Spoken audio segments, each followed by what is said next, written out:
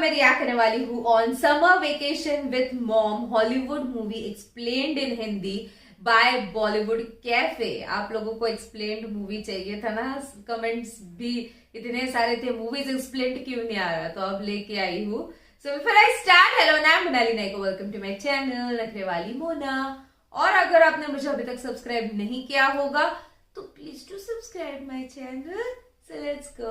Bollywood cafe आज explain कर रहा है एक पॉलिश मूवी। ये movie Polish Polish- film festival की अवार्ड विनिंग मूवी है। इस अरे, मूवी में एक आज मदर award और एक winning सन वाला कर रहे के हैं रिलेशनशिप को बखूबी उजागर किया गया है। अपने मॉम की ऊटपटांग हरकतों की वजह से एक बच्चा किस तरह से उस माहौल में अपने आप को संभालने की कोशिश करता है, देखेंगे हम इस मूवी में। पोलैंड के एक गांव में एक मॉम और उसका बेटा पैट्रिक रहते हैं। इस गांव की पॉपुलेशन बहुत ही कम है, लेकिन ये एक टूरिस्ट स्पॉट है। पैट्रिक के फादर यहाँ से कहीं दूर जॉब करते हैं, इसलिए मॉम और सन को हमेशा यहाँ पे अकेला ही रहना पड़ता है। पैट्रिक शुरू से ही यहाँ पे रहा है, इसलिए वो हमेशा से अकेला महसूस करता है। पैट्रिक के लिए उसकी दुनिया सिर्फ और सिर्फ उसकी माँ ही है। वो अपनी मदर के साथ ही हमेशा खेलता है, वो अपनी मदर के साथ ही साइकिलिंग करता है, वो अपनी मदर के साथ ही हमेशा स्विमिंग करता है, लेक के पास जाता है, गेम खेलता है। उसका कोई और फ्रेंड है ही नहीं। उसकी सारी दुनिया उसकी मॉमी है। वो अपनी मॉम के साथ अपनी गांव के पास चलने वाली ट्रेन के साथ रेस भी लगाता है और ये उनका डेली का रूटीन है। पैट्रिक की दुनिया जैसे उसकी मॉम ही है। पैट्रिक की सारी दुनिया उसके मॉम के इर्द गिर्द ही घूमती है। पैट्रिक और उसकी मॉम का रिलेशन ठीक वैसा ही है जैसा हर किसी बच्चे का अपनी माँ के साथ होता है। वात्सल्य से भरा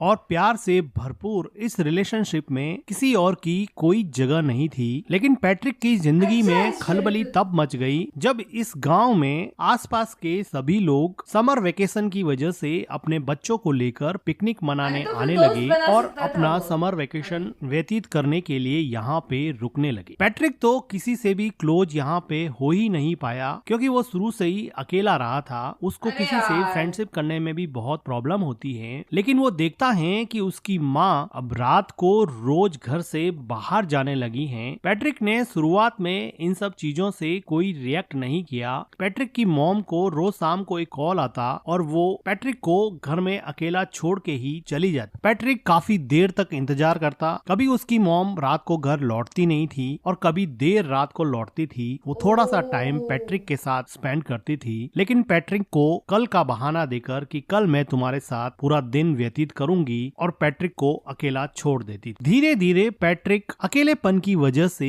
एंजाइटी और डिप्रेशन का शिकार होने लगा। वो अपने अकेलेपन से कोप अप नहीं कर पा रहा था, क्योंकि उसके कोई फ्रेंड भी नहीं थे। अगले दिन वो देखता है कि उसके पड़ोस में कोई नई लड़की आई है, जो शायद अपना समर वेकेशन यहाँ बिताने के लिए पास में रहने लगी है। पैट्रिक उस लड़की से दोस्ती करने की कोशिश करता है, लेकिन टिपिकल टीनेजर की तरह वो लड़की उसको कोई रेस्पॉन्स नहीं देती है। अगले दिन पैट्रिक की मॉम जब फिर से घर के बाहर जाने लगती हैं, तो पैट्रिक को बहुत बुरा लगता है और वो अपनी मॉम के ड्रेस पर जूस से भरा ग्लास गिरा देता है, जिसकी वजह से उसकी मॉम उस पर बहुत चिल्लाती है और उसको डांटने लगती है। वो उसके मन की हालत नहीं समझ पा रही थी कि वो अंदर से कितना अकेला फील कर रहा है, लेकिन जैसे उसको कोई फर्क ही नहीं पड़ता, वो अपनी ड्रेस चेंज करके फिर से शाम को अपने बॉयफ्रेंड से मिलने के लिए निकल जाती है। पैट्रिक अपनी मॉम का पीछा करता है। वो देखता है कि कहाँ जाती है। कुछ देर जाने पर उसको पता चलता है कि वो हमेशा अपने एक बॉयफ्रेंड से मिलती है। पैट्रिक को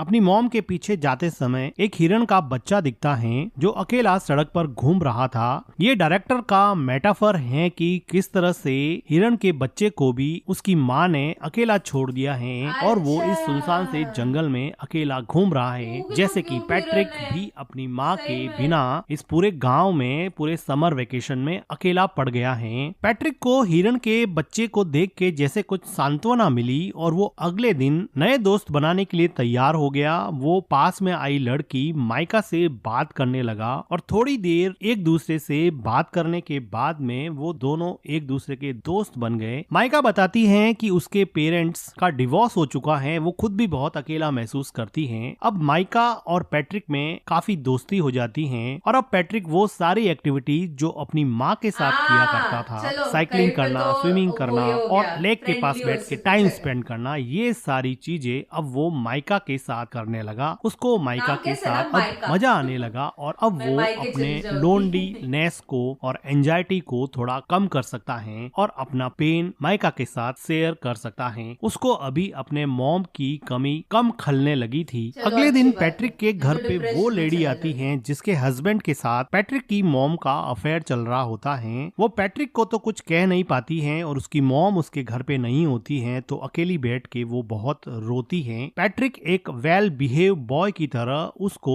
कुछ खाने को देता है। उसी शाम को पैट्रिक के डैड का कॉल आता है और पैट्रिक की मॉम उसके डैड से बात करते हैं। तो पैट्रिक की मॉम पैट्रिक को कहती है कि तुम अपने डैड को मेरे अफेयर के बारे में कुछ नहीं बताओगे, मैं तुम्हें वार्न करती हूँ। वो उससे बाप रे, कसम इतना लेती प्यार है कि था तुम क्या अपने पापा डैड के को साथ? मेरे अफेयर के बारे में कुछ नहीं बताओगे। फिर भी पैट्रिक कसम देता है कि मैं अपने डैड को आपके अफेयर के बारे में कुछ नहीं बताऊंगा। पैट्रिक को लगा मैं कि ये बात बताऊंगी। मानने से उसकी मॉम उसके साथ ज्यादा टाइम स्पेंड अच्छा, करेगी, अरे। लेकिन उसकी मॉम को कोई फर्क नहीं पड़ने वाला था। पैट्रिक अब इतना परेशान हो चुका था कि वो मेन डोर की कीज भी छुपाने लगा। वो अपनी मॉम को जाने से रोकने लगा, लेकिन उसकी मॉम उसको मार के उससे लड़ झगड़ के भी अपने बॉयफ्रेंड से मिलने यार। चाहती थी। पैट्रिक चाहे कल अकेला का आया बैठ के boyfriend कितना भी पेटे परेशान के हो, लिए। उसको जैसे कोई फर्क ही नहीं पड़ता। पैट्रिक के लिए अब एकमात्र सहारा उसकी नई नई दोस्त माइका थी, जिसके साथ वो काफी टाइम स्पेंड किया करता था और यहाँ के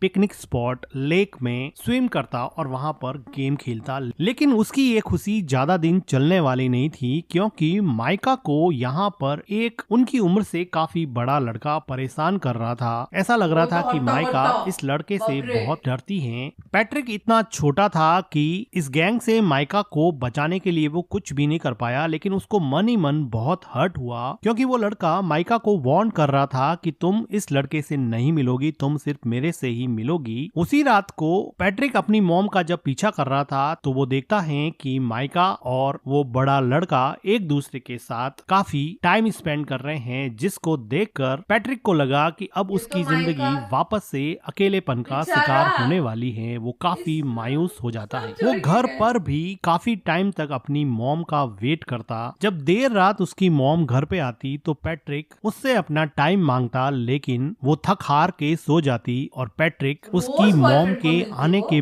बाद में भी अकेलेपन का ही शिकार रहता। तो कॉलेज अगले वाले दिन भी नहीं सुबह मिलते ये पैट्रिक लोग। को माइका मिलती है और वो माइका को पूछता है कि क्या उस लड़के ने तुम्हारे साथ कोई जबरदस्ती की थी। तो माइका जैसे डर गई हो और वो डर के मारे वहाँ से भाग के घर में चली जाती है। पैट्रिक उसको जाके पूछता है कि हुआ क्या, मुझे ये तो बताओ। वो बिना कुछ बोले ही रोने लग जाती है। पैट्रिक को ऐसा लगता है कि उसके साथ जबरदस्ती की गई है। वो दौड़ के जाता है और उन लड़कों के ग्रुप में उस लड़के पे अटैक करता है, लेकिन एक छोटा बच्चा उससे कैसे लड़ेगा कितना और वो लड़ेगा? बड़ा लड़का पैट्रिक को अगो भाई। ओवर पावर कर देता है बेचारा। और पैट्रिक यहाँ पे कुछ नहीं कर पाता। थोड़ी देर बाद में माइका वापस पैट्रिक के पास आती है और उसको समझाने की कोशिश करती है कि हम दोनों अच्छे दोस्त बन सकते हैं, तुम इतना हर्ट क्यों हो गए हो। लेकिन पैट्रिक को डीप डाउन कहीं पे हर्ट हो गया था। वो वापस से माइका से बात ही नहीं करना चाहता था, क्योंकि वो अरे यार। ऑलरेडी अपनी मॉम से बेचारा। बहुत ज्यादा हर्ट था। और जब माइका ने भी उसे हर्ट किया तो वो इमोशनली वायलेंट हो गया और वो अपने इमोशन को कंट्रोल नहीं कर पा रहा था। अपने गुस्से को, अपने फ्रस्ट्रेशन को माइका के ऊपर निकाल दिया और माइका को उल्टा सीधा बोला, जिसकी वजह से अब माइका को वापस हर्ट हुआ और अब माइका वहाँ से चली जाती है। पैट्रिक को बिल्कुल समझ में नहीं आ रहा था, क्योंकि वो छोटा सा बच्चा था, उसको समझ नहीं आ रहा था कि इन सब सिचुएशन से कैसे निकले। उसकी मॉम उसको बिल्कुल भी सपोर्ट नहीं करती थी, ना उसको गाइड करती थी। उसके आसपास कोई भी पेरेंटल गाइडेंस नहीं होने की वजह से वो अपनी ही दुनिया में जो उसको समझ में आता वो करता जाता और उसके अंदर अनस्पोकन इमोशंस का एक ऐसा गुब्बार बना जिसकी वजह से वो बुरी तरह से फ्रस्ट्रेट हो गया। उसी रात को पैट्रिक की माँ घर पे रोती हुई आती है। ऐसा लग रहा था कि उसके बॉयफ्रेंड के साथ उसका झगड़ा हुआ है या फिर ब्रेकअप हो गया है। पैट्रिक की मॉम काफी अच्छी दिनों बात तक है। उदास रहती हैं, लेकिन पैट्रिक अपनी मॉम को अपने पास में देख के काफी खुश रहने लगा है। वो अपनी चलो। मॉम की काफी केयर करता है। एक रात अचानक उसके डैड वापस लौट आते हैं और दोनों के लिए बहुत सारे गिफ्ट लाते हैं। पैट्रिक को अब लगा कि अब उसका समर वेकेशन बहुत अच्छे से निकलेगा, क्योंकि उसके डैड ने उससे प्रॉमिस किया था कि मैं समर वेकेशन तुम्हारा साथ में बिताऊंगा। अभी एक अच्छी फैमिली की तरह खूब अच्छा टाइम स्पेंड करते हैं और पैट्रिक अपने मॉम और डैड को एक साथ देख के बहुत खुश होता है और उसका लोनलीनेस जैसे धीरे धीरे गायब होने लगा था, उसकी एंजाइटी कम होने लगी थी। तो एक रात पैट्रिक के डैड चेस खेलते हुए उससे पूछते हैं कि क्या तुम्हारी मॉम मेरे जाने के बाद में किसी से मिलती थी या रात को लेट आती थी। लेकिन पैट्रिक ने अपनी मॉम को प्रॉमिस किया था कि वो उसका राज किसी को नहीं बताएगा, इसलिए वो अपने डैड को अपनी मॉम के अफेयर के बारे में कुछ नहीं बताता है। लेकिन उसके डैड को इस बात पे डाउट हो जाता है क्योंकि पैट्रिक की मॉम का बिहेवियर काफी चेंज हो गया था। उसी टाइम पे पैट्रिक के घर पे माइका आती है और वो उससे बात करने के लिए कहती है। माइका के कहने पर पैट्रिक उसके साथ साइकिलिंग पे जाता है और लेक में स्विम करने के बाद में माइका उसको बताती है कि अब मेरा समर वेकेशन खत्म होने को है, मैं यहाँ से चली जाऊंगी। माइका को पैट्रिक को हर्ट करने पर काफी दुख लग रहा था, लेकिन पैट्रिक अब इसमें कुछ ज्यादा कर नहीं सकता क्योंकि अगर समर वेकेशन खत्म होगा तो माइका को जाना ही पड़ेगा। वो अपने घर पहुंचता है और वो देखता है कि सीढ़ियों पर वही लेडी जो थोड़े दिन पहले उसके घर आई थी वो सीढ़ियों से नीचे उतर रही है। वो अंदर जाके देख रहा है कि उसके डैड बाथरूम में बैठे बैठे रो रहे हैं। उसको समझ में आ जाता है कि उस लेडी ने उसकी मॉम के अफेयर के बारे में उसके डैड को बता दिया है क्योंकि उस लेडी के हस्बैंड के साथ ही उसकी मॉम का अफेयर चल रहा था। तो इस बात से दुखी होके उसके डैड ने अब ये डिसाइड किया है कि अब वो यहाँ नहीं रहेंगे और वापस जॉब करने चले जाएंगे और शायद कभी वापस नहीं आएंगे। पैट्रिक की मॉम पैट्रिक के डैड को समझाने की कोशिश करती है, लेकिन जब आप रिश्तों की बुनियाद विश्वास को ही हिला देते हैं, ट्रस्ट को ही खत्म कर देते हैं, तो किसी भी इंसान को रोकना लगभग नामुमकिन सा हो जाता है। पैट्रिक के डैड अब यहाँ से चले जाते हैं। समर वेकेशन खत्म हो जाता है। अब पैट्रिक को स्कूल जाना होता है। पैट्रिक की मॉम पैट्रिक को तैयार करके स्कूल छोड़ने जाती हैं। वो दोनों सड़क पर चल रहे हैं, दोनों एक दूसरे से बात भी नहीं कर रहे हैं। पैट्रिक को अपनी मॉम पे बहुत गुस्सा है क्योंकि उसकी मॉम की वजह से उसके डैड उसको छोड़ के चले गए। उसके सेल्फिश बिहेवियर की वजह से वो किसी से घुल मिल नहीं पाया। वो मेंटली इतना ब्लॉक हो गया कि दूसरे बच्चों से बात भी नहीं कर पाता था और ना ही उसको अपनी मॉम का प्यार मिलता।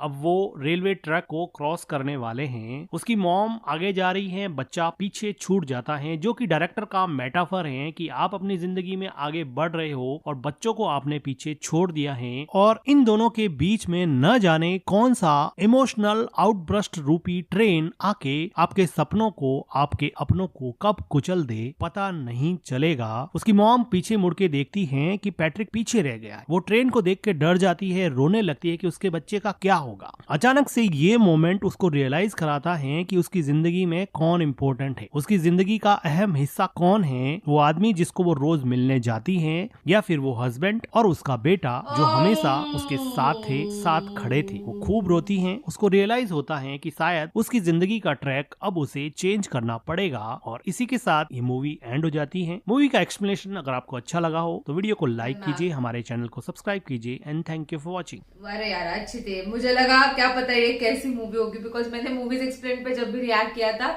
वो अलग ही निकलता है। फिर बाद में जब मैं रिएक्ट करती हूँ मैंने सोचा भी नहीं होता है ऐसी मूवी होगी। But this was a very nice message वाली मूवी बोल सकते हैं कि लाइफ में कौन सी चीज कितनी मौज मस्ती करनी चाहिए, कौन से लेवल पे करनी चाहिए, कब करनी चाहिए, कब नहीं करनी चाहिए, ये सब पता होना चाहिए। बिकॉज है ना जैसे हमने कहा है कि ये जो जनरेशन है ये सबसे ज्यादा डिप्रेस्ड जनरेशन होगी because of social media as well. कि सोशल मीडिया की वजह से उनका ही बचपना, मासूमियत कहीं ना कहीं वो बचेगी ही नहीं। But on the other hand ऐसे अगर सेल्फिश होके रोज कौन बॉयफ्रेंड को मिलता है लाइक कॉलेज वाले लड़के भी रोज रोज जाके नहीं मिलते होंगे बॉयफ्रेंड्स को, नहीं कैसे रोज रोज इनका ये नहीं होता होगा लड़ झगड़ के ये सारी चीजें करके, बेटे को अकेले छोड़ के, मायूस छोड़ के, डिप्रेस्ड छोड़ के। मुझे उसके लिए सही में दया आई थी बिकॉज उसकी दुनिया मम्मी के अलावा कुछ था ही नहीं, सबसे पहली चीज। और उस एज में सबसे पहले मम्मी का अटेंशन, प्यार मिलना बहुत जरूरी होता है, वरना लाइफ टाइम जब आप बड़े हो जाओगे ना तो वही चीज खाते रहेगी कि मुझे ये नहीं किया, मेरे लिए ये नहीं किया था, मेरे लिए वो नहीं किया था। और आप बड़े भी उसी वजह वैसे ही सोच के साथ बनते हो, कोई किसी का नहीं होता, कोई किसी के लिए नहीं सोचता है, ऑल दोस थिंग्स। अगर आपको उतना ही प्यार मिले तो आप उस प्यार में विश्वास करोगे जब आप बड़े होते जाओगे एंड ऑल।